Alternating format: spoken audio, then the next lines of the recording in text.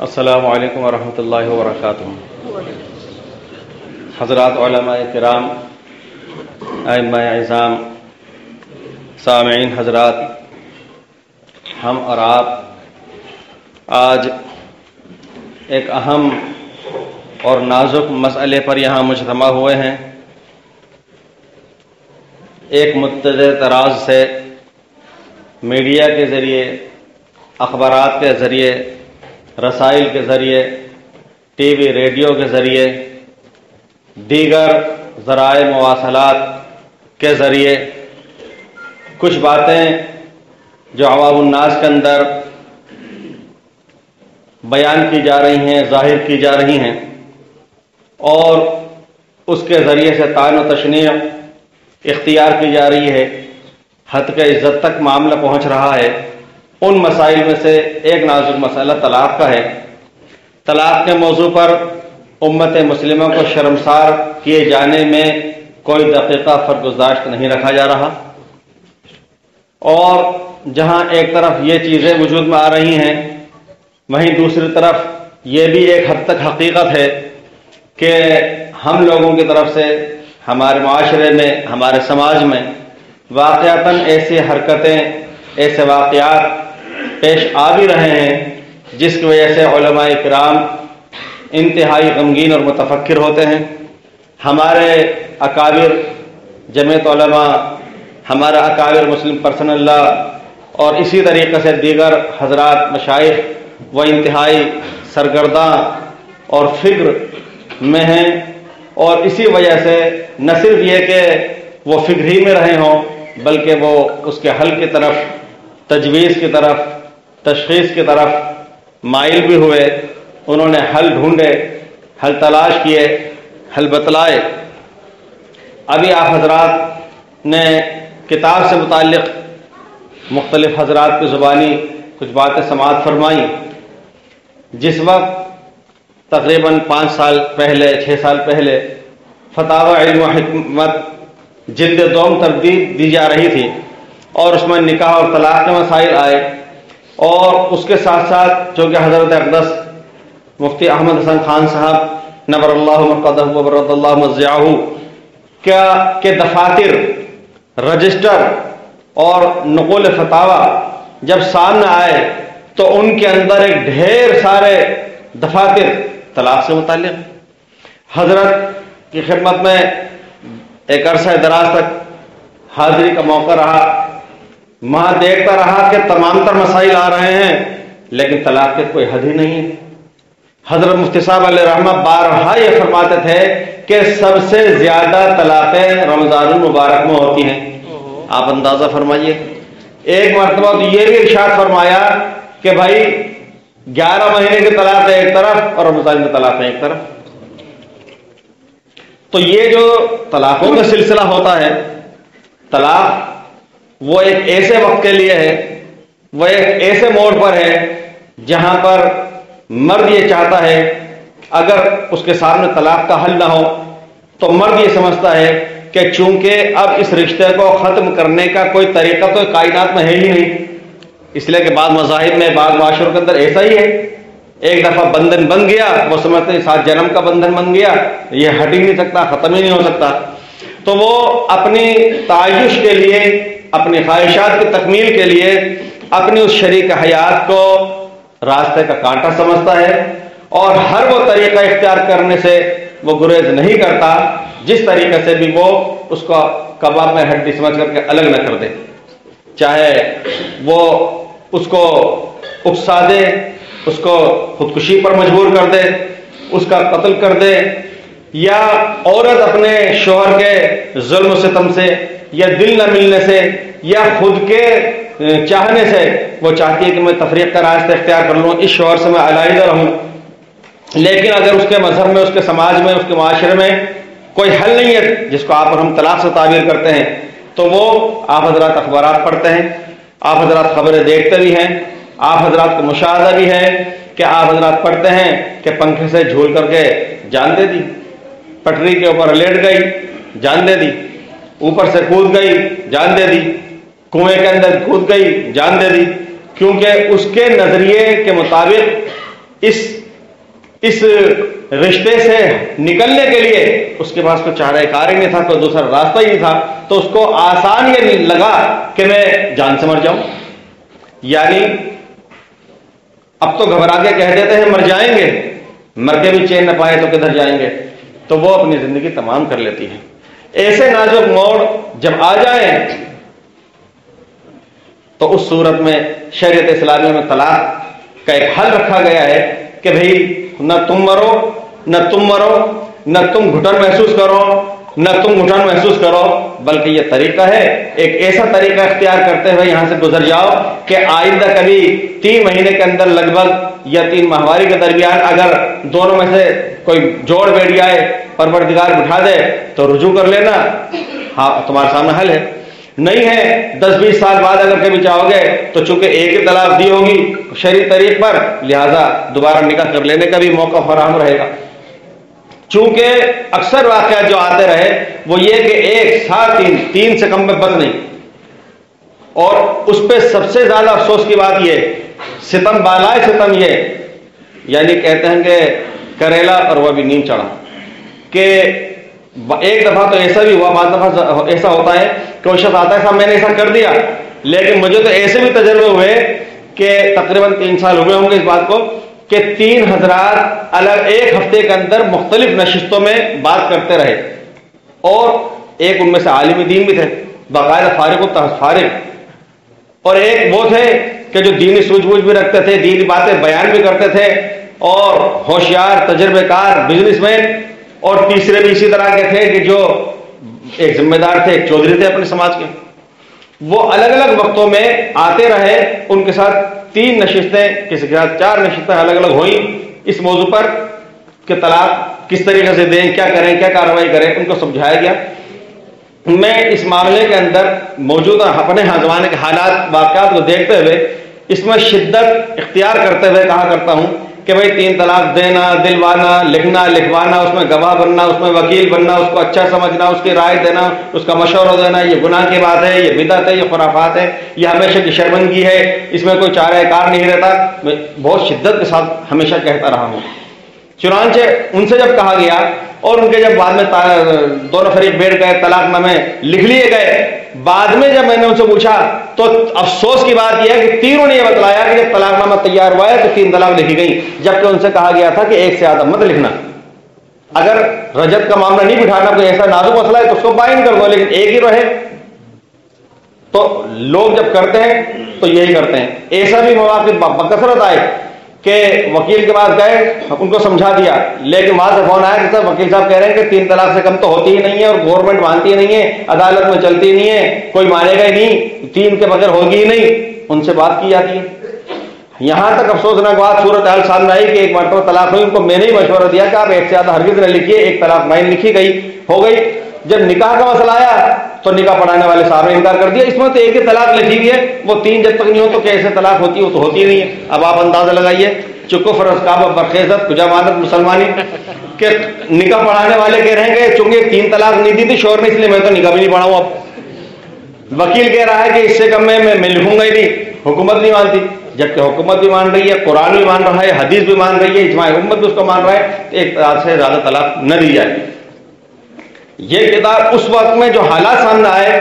کتاب نکاح اور طلاق سے متعلق، تو اس وقت میں یہ ذہن میں بات بیٹھی کہ یہ گرچہ ضروری کام ہے لیکن نکاح و طلاق اور ہماری ذمہ داری ہے. اس عنوان پر مستقل ایک کتابچہ مختصر ایسا آ جائے کہ تو تمام ائمہ، علماء، وکلاء حضرات کے پاس میں خاص طور پر ہو، اور ہر برادری اور ہر سماج کے ذمہ دار چودھری قسم کے حضرات کے پاس ہو، تاکہ وہ ان مسائل کے اندر روشنی حاصل کریں، شریعت کے مطابق کوئی کام انجام دے سکیں.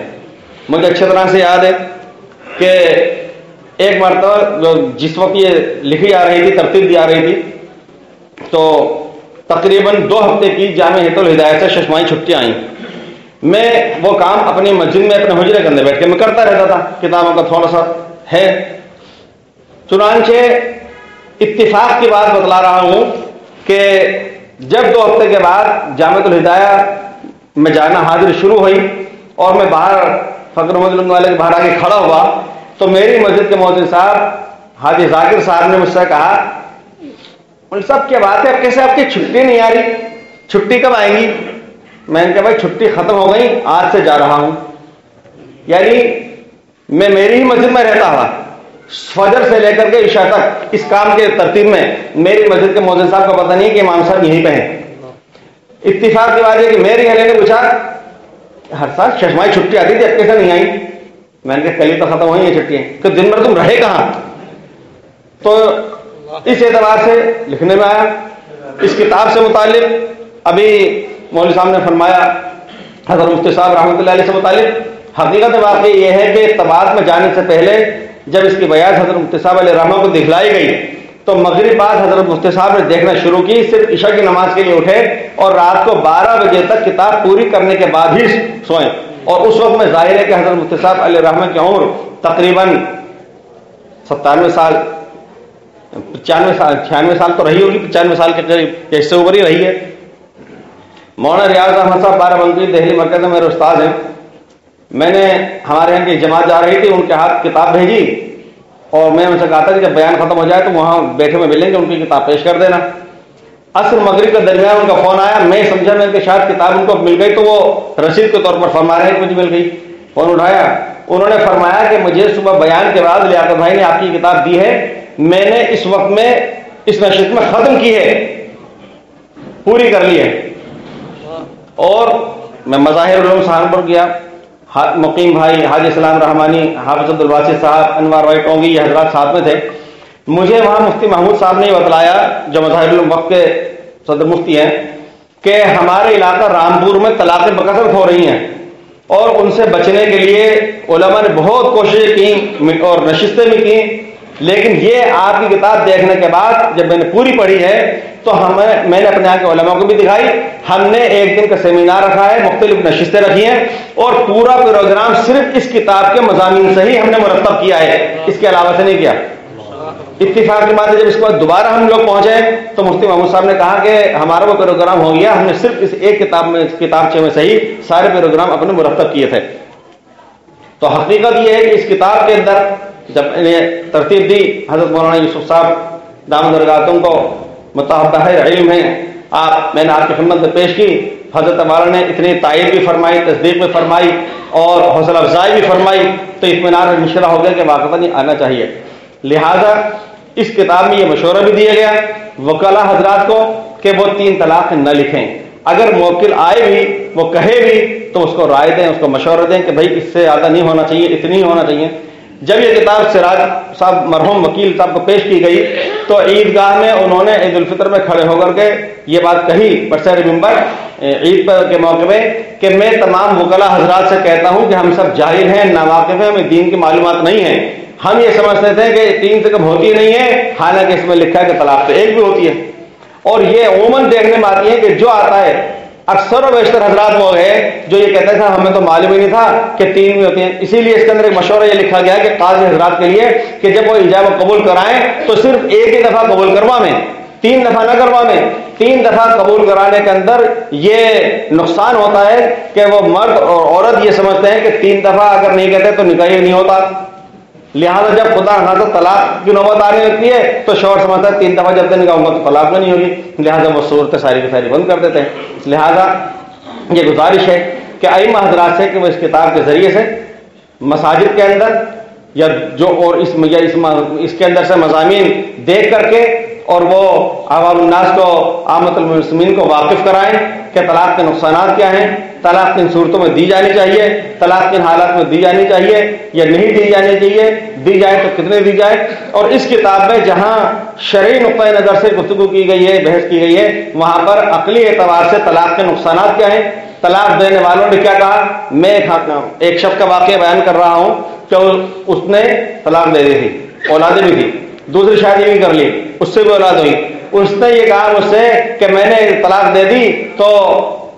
کہانی چھوڑی تھی، اندھی ملی.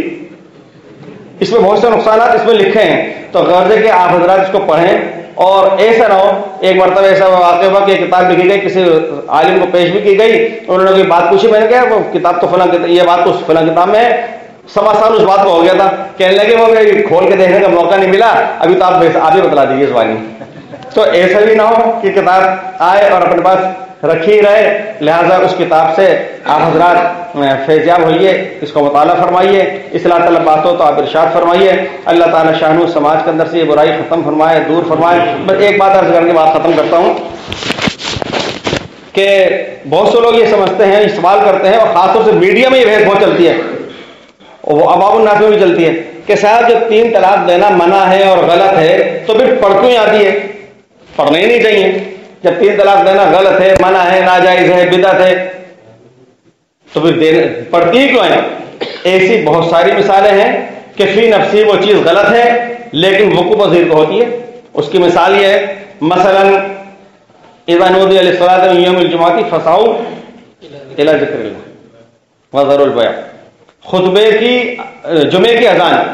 اذان ہو جانے کے بعد بیع و شراء منع ہے، لیکن اگر جمعے کی اذان کے بعد کسی نے سامان کچھ بیچ لیا اور خرید لیا تو وہ مالک ہو گیا کہ نہیں ہوا؟ اگر کہ مالک تو ہو ہی جائے گا، خریدنا منع تھا، بیچنا منع تھا، جمعے کے لیے جانا چاہیے تھا، لیکن ہو تو جائے گا۔ اور جو لوگ یہ کہتے ہیں کہ صاحب یہ بات سمجھ میں نہیں آتی کہ ایک چیز غلط بھی ہے، ناجائز بھی ہے، گناہ بھی ہے، اور پھر ماننے تک پراپت بھی ہے، تو